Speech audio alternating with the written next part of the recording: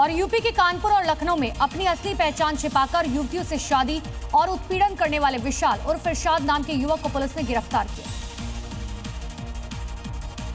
Kanpur police की गिरफ्त में आया ये शातिर इरशाद है, जो पिछले काफी वक्त से अपनी पहचान छिपाकर और विशाल बनकर भोली भाली युवतियों को धोखा दे रहा था।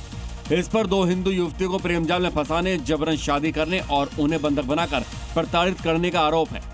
आरोपी इरशाद मूल निवासी आगरा का रहने वाला है। बजरंग दल और स्थानीय हिंदू संगठनों के हस्तक्षेप के बाद हरकत में आई पुलिस ने मौके से दोनों पीड़ित युवतियों को मुक्त करा दिया।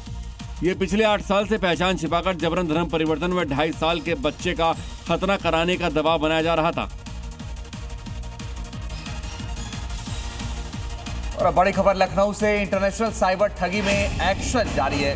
फर्जी कॉल सेंटर का खुलासा हुआ है। 119 आरोपी इस पूरे मामले में हिरासत में लिए गए। 100 लैपटॉप, 178 मोबाइल फोन, कागजात जब्त किए गए। डॉलर ऐप के लोगों से साइबर ठगी की जा रही थी। तो बड़ी खबर इस वक्त की आपको बता रहे हैं, 119 आरोपी हिरासत में लिए गए।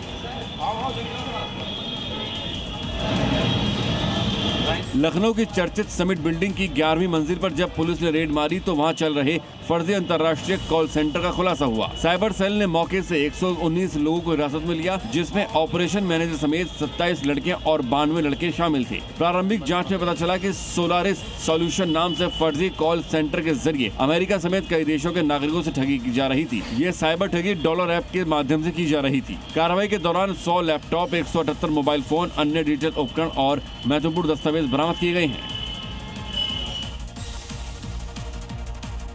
तो बड़ी खबर आपको बताते हैं, बहराइच में पुलिस और एंटी नारकोटिक्स डिपार्टमेंट का एक्शन हुआ है। हजारों बोतल कोडीन बेस्ड सिरप जब्त किया गया है। तो बैन ट्रामाडोल कैप्सूल भी जब्त की गई है। पूछताछ के लिए दवा के ट्रेडर को हिरासत में लिया गया। सप्लाई नेटवर्क को लेकर भी अब जांच जारी है। बहराइच में एक दवा ट्रेडर के घर पर छापेमारी की गई। इस छापेमारी में कोडीन बेस्ड कफ सिरप की हजारों बोतलें और बैन ट्रामाडोल कैप्सूल जब्त किए गए।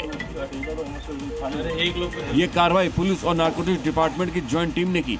छापेमारी के बाद जब दवाओं को अपने साथ ली गई। एक दवा ट्रेडर को पूछताछ के लिए हिरासत में लिया गया है। इसके साथ ही सप्लाई नेटवर्क का पता लगाने और गैर कानूनी धंधे में शामिल लोगों की पहचान करने के लिए जाँच शुरू कर दी गई है। और अब गाजियाबाद से बड़ी खबर आपको बता रहे हैं, इंदिरापुरम में एनकाउंटर की खबर है। गोली लगने से 2 बदमाश घायल हुए हैं। दोनों बदमाशों के पैर में गोली लगी और दोनों पर 50 से ज्यादा आपराधिक मामले दर्ज हैं। तो बड़ी खबर गाजियाबाद से है, इंदिरापुरम में ये एनकाउंटर हुआ है। पैर में गोली लगने से बदमाश घायल हुए। दोनों बदमाश को फिलहाल गिरफ्तार किया गया।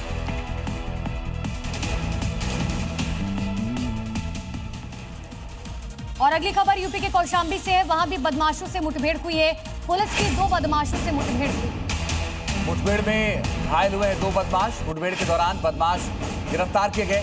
ज्वेलर्स लूट कांड का खुलासा हुआ है। लूटी गई नकदी, सोना, चांदी बरामद कर लिया गया है। मोबाइल फोन और अवैध तमंचे बरामद हुए हैं।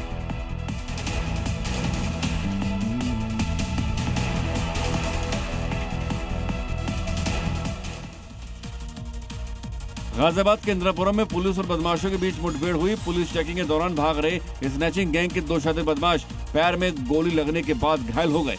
घायल और गिरफ्तार बदमाशों की पहचान सौरभ और अमन यादव के रूप में हुई है, जिन पर एनसीआर में लूट और स्नैचिंग समेत कई वारदातों में शामिल होने का आरोप है।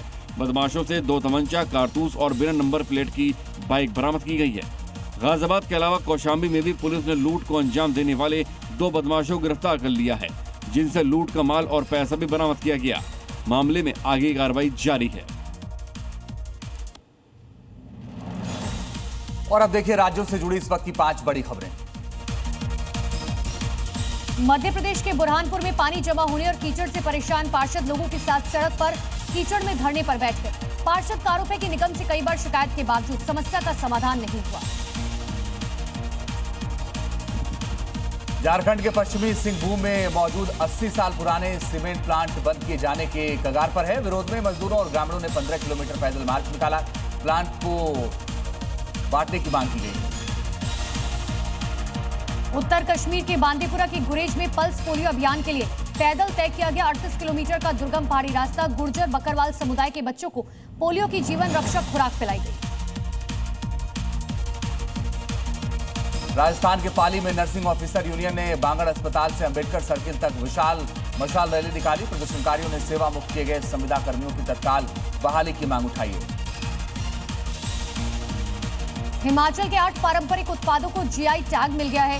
इसके साथ ही राज्य के जीआई रजिस्टर्ड उत्पादों की संख्या 17 हो गई। मुख्यमंत्री ने इसे सरकार की कोशिशों का नतीजा बताया।